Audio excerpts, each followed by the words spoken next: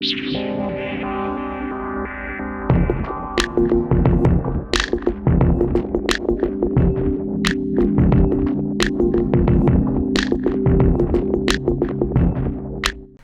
gente, tudo bem? Aqui é Leonardo do Mind the Headphone com mais um multi-review, onde eu junto um monte de mini-review num vídeo só. Seguinte, hoje tem algumas coisas muito boas e algumas coisas não tão boas. Mas se tiver alguma coisa aqui que vocês quiserem que eu faça um review mais completo, é só me falar, tá? Que de repente aí, se muitos de vocês pedirem, eu faço depois. Vou começar o vídeo não ficar muito longo com esse daqui, que é o Kabe-Ear Little Q. Ele custa aí seus $15 mais ou menos, tá? E é um fonezinho de entrada da Kabe-Ear, se eu não me engano, com um falante dinâmico por lado só. Ele claramente é inspirado na proposta de um Moondrop Quarks ou alguma coisa assim. E de fato, cara, fisicamente eu achei ele muito legal, assim, muito pequenininho, super conveniente, bastante confortável. Tem um cabo legal também, tem o controle remoto com o microfone no cabo. É um fone que fisicamente, assim, eu acho que é uma proposta que faz sentido, né? Eu gosto dessa coisa meio tipo micro, sabe? Que você coloca e, putz, mal parece que você tá de fone. Mas infelizmente em som, cara, não me agradou muito. É um fone que eu achei um V muito forte. Assim, ele é muito gritante ali nos médios agudos, tem graves fortes demais também. Então, assim, se não existisse o Moondrop Quarks, eu até diria que é uma proposta que pode ser legal, nem que seja por motivos físicos, entendeu? Assim, de tipo, cara, o som... Não é que o som seja muito ruim, não é isso, mas ele é, pra mim, pros meus ouvidos, ele é bem pior do que o Quarks. E o Quarks é tão pequenininho, tão conveniente quanto. E se você tiver, se você não tiver questões físicas, né, e mais especificamente esse tamanho micro como prioridade, aí, cara, por, sei lá, $5 a mais tu pega um 7Hz Zero, que é um fone muito melhor para os meus ouvidos. Então, acabou que não me agradou tanto. Depois, esse aqui, que é o TIN Hi-Fi T1S. Né, é a TIN tentando entrar agora nessa categoria bem de entrada, tá? Ele custa $20 também. Cara, é um fone que eu achei bem legal, tá? Assim, fisicamente ele tem, cara, uma pegada que é diferente de todos os outros TINs que eu já ouvi, que eu já testei, né? Ele parece aí uma coisa meio KZ, meio alguns Kabe-Ears mais antigos, tipo um CCZ, uma coisa assim, sabe? Aquela construção, tipo, bem, cara, bem normal desse... de fones mais simples, né? Esse formato mais ergonômico, com um falante dinâmico aqui bem claramente, né? Pra vocês verem. E assim, é bem confortável, cara, isola legal. Mas qual que é a questão pra mim? Aliás, não sei nem se tinha um T1S ou T1 Plus. Enfim, é o que estava escrito aí. Mas, enfim, o que eu achei dele? Eu achei que, em termos de sonoridade, ele tem uma pegada que... ele é bem resolvido tonalmente, relativamente natural, um fone agradável. O problema é que, assim, pros meus ouvidos, ele não é tão competente quanto, meio que assim, o trio de fones na casa dos $20 que eu acho, tipo, os melhores hoje em dia. O Moondrop 2, o Triple In-Lear e, principalmente, o 7Hz Zero. Mas eu acho que ele traz uma pegada alternativa para algumas pessoas, eu acho que pode ser mais interessante. Por quê? Ele tem uma quantidade consideravelmente maior de graves do que esses outros fones, ainda que por isso, por conta disso, você perca em definição, né? São graves mais cheiões, mais soltos. Ele tem uma quantidade maior de médios, que são mais encorpados, mais tridimensionais, mas ele tem uma quantidade bem menor de agudos. Então, ele acaba tipo, sendo um fone que tecnicamente não é tão impressionante quanto esses outros três, pelo que eles custam, né? É um fone mais fechado, mais apagado, mas ele pode ser visto como um fone mais musical, mais melodioso, entendeu? Então, assim, eu prefiro os outros, principalmente o 7Hz Zero, mas eu tenho certeza que muita gente vai preferir esse TIN aqui, tá? Eu achei que ele é um bom fone, é um fone competente. Eu gostei dele, só não seria a minha escolha nessa faixa de preço. Depois, esse aqui, já ficando um pouco mais caro, que é o Kabe-Ear Ink, custa $70. Eu acho que até dá pra dizer que ele é como se fosse um sucessor espiritual de outros fones da Kabe-Ear mais antigos, como o Diamond e o Believe. Ele tem, tipo, o mesmo formato, que é um que a Kabe-Ear cansa de usar para seus fones um pouco mais sofisticados, mas ele tem umas coisas meio bizarras, tipo, cara, por que o logo tá de cabeça pra baixo? Estranho, né? Tipo, você usa o fone com isso aqui em cima da orelha, então ele fica de cabeça pra baixo. Mas, cara, qualidade de construção legal, fone muito bem feito, muito bonito, sabe? Vem com, cara, essa casezinha tradicional da Kabe-Ear que eu adoro. O cabo é legal também, mas assim, ó, eu não curti muito o conforto, não é nem conforto, assim, o encaixe, porque eu não curti muito as ponteiras que vieram com ele, o encaixe não foi muito legal, mas isso é muito pessoal. Então assim, a minha experiência sua pode ser diferente, mas em termos de som eu definitivamente não gostei, tá? Pra mim ele é um fone que definitivamente não consegue competir com os melhores na sua faixa de preço, $70, né? Que é o TIM T3 Plus, o Moondrop Aria, que é um pouco mais, mas tá aí meio nessa linha, e o Duro Titan S, tá? Eu achei que é um fone bem mais em V, com médio agudos especificamente muito fortes, muito agressivos, médios sem muito corpo, e graves meio soltos também. Assim, é um fone que ele me pareceu muito embolado, assim, você não tem nada de calor dos médios. Até tem alguns gêneros mais calmos onde o equilíbrio tonal ele não fica tão evidente, acaba não incomodando, mas no geral, cara, eu não achei ele um fone muito bem resolvido. Assim, tonalmente, pra mim, cara, é isso, ele não chega nem perto dos outros, tá? E nem até do que eu me lembro do próprio Diamond e do Believe, tá? Que eram fones mais nessa faixa aqui, antigos da KBI. Pra mim, o Ink é bem pior, tá? Não curti, não. Depois, BQE-YZ Topaz. É esse fone aqui, custa um pouquinho mais, $80. Cara, eu achei que fisicamente é um fone muito bonitinho, olha só. Ele tem, sei lá, cara, tem um design um pouco diferente, o corpo dele principal é de acrílico, mas tem essa parte externa aqui em metal. É um fone bastante confortável para os meus ouvidos, vem com um cabo legal também, sabe, vem com essa casezinha interessante. Em termos de som eu gostei, tá? É um fone que segue uma linha mais melodiosa e mais fechada. É um fone que, assim, ele tem graves que são fortinhos, não tem tanta definição, mas tem médios que são, cara, ele tem uma presença legal, tem uma boa tonalidade, já os agudos são bem mais recuados. Mas é um fone que, assim, ele seria a minha escolha nessa faixa de preço? Não. Pra mim, Duro Titan S, Moondrop Aria, TIM T3 Plus continuam sendo fones mais interessantes, até porque são mais técnicos. Assim, eu acho que essa melodiosidade aqui do Topaz chega naquele nível que interfere bastante na sensação de tecnicalidade. É um fone que não tem muito detalhamento, não tem muita transparência, mas, de novo, é uma tonalidade que eu achei que fez sentido. Assim como o que acontece com o TIM T1 Plus, ou T1S, não lembro como é que é o nome dele, eu acho que é uma coisa meio parecida. Assim, eu acho que pessoas que são mais sensíveis a agudos podem se incomodar com o Aria, com o T3 e com o Titan S, principalmente. Com o Topaz isso não vai acontecer, entendeu? Então, é um fone para quem meio que vai priorizar essa pegada um pouco mais fechada, um pouco mais melodiosa, entendeu? Se você for sensível a agudos, é um fone que eu acho que pode te agradar bastante nessa faixa de preço, tá? E ser uma alternativa viável. Depois, esse aqui, que é o BGVP Melody. Esse fone aqui. Cara, vamos lá. Unboxing bem impressionante, acessórios legais, tipo, eu gostei muito dessa case, tem aquela clássica do... grande demais, tá? Mas do cabo, nem tirei o plástico, mas do cabo modular, tipo, é um cabo de uma qualidade bem alta. Ele tem um formato, cara, super diferente e bonito, tá? Eu achei um fone, uma pegada bem moderna, interessante, sabe, aqui com o logo da marca, uma construção em metal muito boa. Cara, realmente assim, bem impressionante fisicamente, tá? Ele custa $120.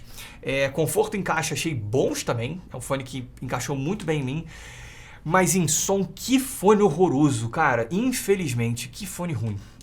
Cara, eu achei muito ruim, cara, assim, graves muito exagerados, muito soltos, sem definição, médios muito recuados, sem nada de calor e principalmente, cara, é como se fosse o KBI Earring, que eu já não gostei muito, mas muito piorado. Tipo, os médio agudos parecem uma massa indefinida, agressiva ali. Nossa senhora, cara, é uma pena, que de novo, é lindo, unboxing legal, mas vou falar pra vocês, assim, a BGVP é uma marca que pra mim nunca, e tudo que eu testei dela, infelizmente eu acho que eles nunca acertaram, assim. São, de novo, muito bonitos, muito bem feitos, mas, nossa, eu achei tonalmente, assim, o fone realmente, cara, não deu pra mim, tá? $120, pelo amor de Deus, você consegue coisa muito melhor nessa faixa de preço. Como o próximo, que é este aqui, que é o Let's D13, esse aqui. É o seguinte, cara, é um fone que eu acho até curioso em termos de posicionamento, porque ele custa $120, então ele está muito próximo do preço do S12 e do Z12, né? O Z12 que eu acabei de testar, mas ele tem uma proposta um pouco diferente, ele é um fone dinâmico. Enquanto, né, o S12 é um planar magnético. É aquilo, como eu sempre falo, né? Não gosto muito de focar nesse tipo de coisa, porque no final das contas eles estão tentando chegar no mesmo lugar, que é uma bela sonoridade, então assim, tanto faz a tecnologia que ele usa de falante. Mas, cara, vamos lá. Gente, eu acabei de reparar uma coisa, olha só. O ímã dele é tão forte que ele puxa o próprio fone. Olha isso aqui. Eu nunca vi isso acontecer. Que loucura.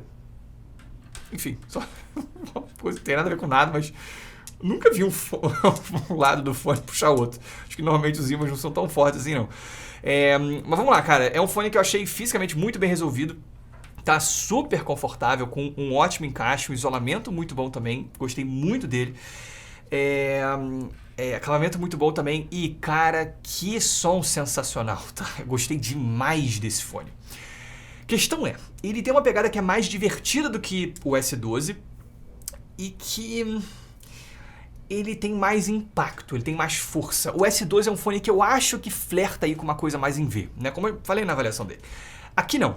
Aqui é o seguinte, você tem graves bem fortes, tá? Mais do que no S12, mas são graves de muita qualidade, assim, com um impacto bizarro, tá? É um soco muito forte. Mas não é que seja exagerado, tá? Não é um fone que eu acho, tipo, um grande bass head. Não é isso, tá? São graves fortes, sim. Tá? De novo, com muito impacto, assim, muita autoridade e muita definição. Uma ótima textura, assim. Cara, é realmente, assim, um boost absurdamente bem executado, assim, de extrema qualidade. Não interfere no restante do espectro, esses médios, esses graves. Cara, são super físico, assim. Cara, só um ponto de destaque aqui. Médios também, tá? Os médios são bem frontais, tá? É um fone com vozes muito pra frente. Mas, mais uma vez, com extremo bom gosto. Assim, elas têm tem bastante corpo, tem muito ataque.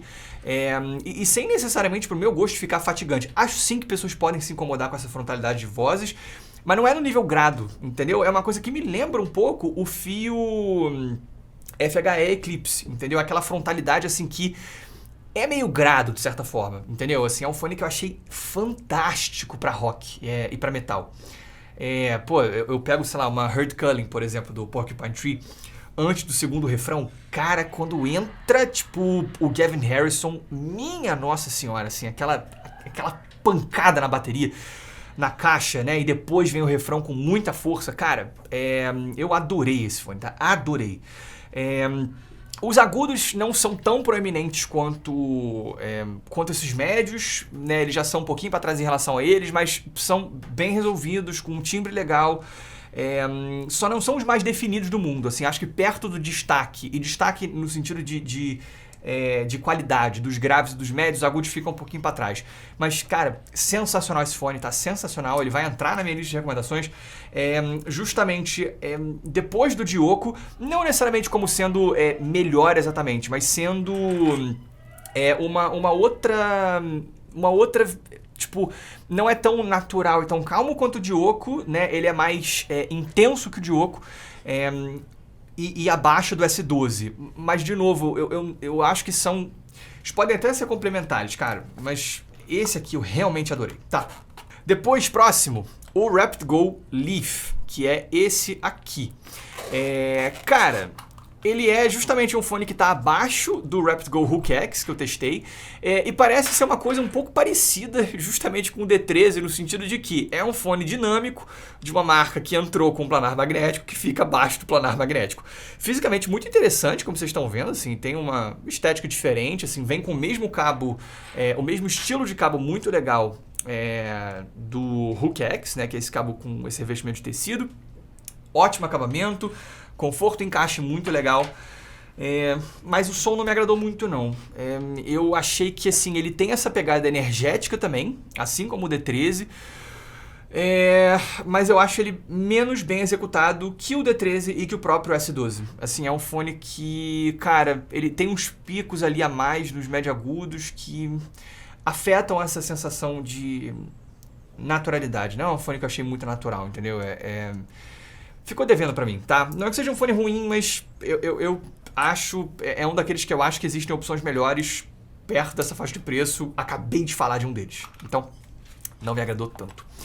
Depois, um que me deixou bem curioso. Esse aqui, que é o Yanyin Canon. Cara, Quem me acompanha, né, deve ter visto aí o review que eu fiz do Yain Moonlight, que é um fone da Yain, que basicamente tem a assinatura sonora, a tonalidade que pra mim é a ideal. O Canon é justamente um modelo um pouco abaixo do Moonlight, né, na linha da marca, mas ainda assim não muito barato, tá? Ele custa $350. Inclusive tem um unboxing muito melhor do que Moonlight. Curioso, mas é isso. Ele vem com essa case aqui que vocês viram, que gostei bastante. E, cara, fisicamente é um fone interessante, tá? Ele tem... É bem tradicional, tá? Aquele clássico corpo de acrílico, com algum trabalho aqui, enfim, nessas cores. Um cabo legal, conforto e encaixe muito bons, tá? Com ótimo isolamento. E ele tem uma coisa que é interessante, cara. Ele tem aqueles switchzinhos para você mexer na sonoridade do fone. Eles basicamente atuam em cima dos graves e dos agudos. Então, você mexe um pouco na curva do fone. Se não me engano, isso aqui atua no crossover. Mas o que eu achei dele? Eu prefiro ele nessa posição 010, tá? É como pra mim ele tem a tonalidade mais interessante. Mas eu gosto de todos os jeitos, tá? Ele sempre não é uma alteração que funciona, mas que não transforma o fone. E, cara, eu gostei muito dele, tá? Principalmente com essa configuração aqui, 010. É muito legal esse fone, tá? Muito legal, assim. Ele tá dentro do que eu ainda considero do universo da naturalidade, mas tem um pouco de vida a mais. Ele é mais divertido. Assim, nessa configuração especificamente, né, que é como eu mais gostei, ele tem uma quantidade um pouco maior de graves, que estão... Eles começam a entrar um pouco nos médio graves, não muito, mas entra um pouco, tipo o Shure Bangor T2, que custa a mesma coisa. Ele tem um pouco menos de graves. Não é nem que ele tenha menos, mas ele tem graves que entram um pouco menos nos médio graves. Aqui você já tem uma coisa que é um pouco mais cheia, entendeu? Acho que os médios são frontais na medida certa, sabe, bem naturais em termos de tonalidade, mas de novo, mais vivos. E os agudos também, assim, tem uma excelente presença de definição. Ele é um fone que ele acaba sendo, de novo, assim, um pouco mais vivo e mais energético do que o Shure Bangor T2, que é um fone com uma sonoridade mais tipo nada, no sentido de ser mais equilibradão, assim. E que o Moondrop Blessing 2 Dusk também, que também é um fone um pouco mais naturalzão, assim. Um fone que é mais barato, que tem uma tonalidade que pra mim é absolutamente fantástica, né? Como, sabe, quem me acompanha sabe, é o JK4U Pro, justamente que ele parece muito com o Moonlight. Mas eu acho que ele é mais barato, mas eu acho que o Canon, ele traz uma coisa complementar que eu acho que funciona muito bem também. De novo, ele é mais energético, ele é um pouco menos natural, mas é mais energético. Então, cara, gostei muito, tá? Tecnicalidades são excelentes também. É um fone que tem uma ótima definição, resolução, detalhamento. Então eu acho que ele vai para minha lista de recomendações como uma alternativa interessante e mais viva do que o Bangor T2, tá? Para quem quer algo nessa faixa de preço que seja mais divertido, sabe? Que vai funcionar muito bem para um rock, um hip hop, uma música eletrônica, mas sem abrir mão da naturalidade, do equilíbrio necessários para você escutar algo como um jazz, um MPB, uma coisa muito por aí. Então, também muito recomendado, gostei muito dele, tá? Muito mesmo. Certamente aí tá entre as minhas escolhas nessa faixa de preço. Depois eu vou mudar aqui a pegada, vou voltar no preço, né, que estava em ordem crescente, e vou para earbuds, cara. E eu vou começar com esse aqui. Esse é o Sony Ericsson HPM64. Cara, e a história dele é a seguinte. Um inscrito aqui no canal muito gentilmente mandou esse fone pra mim, de presente. Cara, eu só não tô conseguindo encontrar a mensagem, então mil desculpas, eu não lembro o seu nome. Mas, cara, te agradeço muito pela tua gentileza. É o seguinte, ele mandou porque esse earbud, ele acho que da década de 2000, início, assim. E é um fone que era o que vinha em celular na época, né? Os fones que vinham em celular eram coisas assim. Só que esse aqui ele era muito bem conceituado, assim, era como se fosse, tipo, imagina um mundo que o hobby dos fones de ouvido não era o que é hoje, né? Então, assim, você não tinha esse mercado desse tamanho.